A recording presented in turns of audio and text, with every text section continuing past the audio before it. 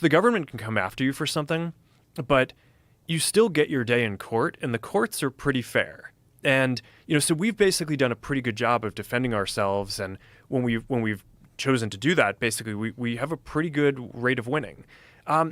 It's just not like that in every other country around the world. Like if other governments decide that they're going to go after you, you don't always get kind of a clear shake at kind of defending yourself on the rules. So I think to some degree, if the U.S. tech industry is going to continue being really strong, I do think that the U.S. government has a role in basically defending it abroad. And that's one of the things that I'm optimistic about will happen in this administration. Well, I think administration uniquely has felt the impact of not being able to have free speech, because this is the administration where Trump was famously kicked off of Twitter. That was a huge issue. Like after January 6th, like they removed at the time, the sitting president.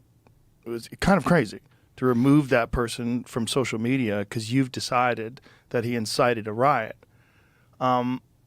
So for him, without free speech, without podcasts, without social media, they probably wouldn't have had a chance because the mainstream narrative, other than Fox News, was so clearly against him.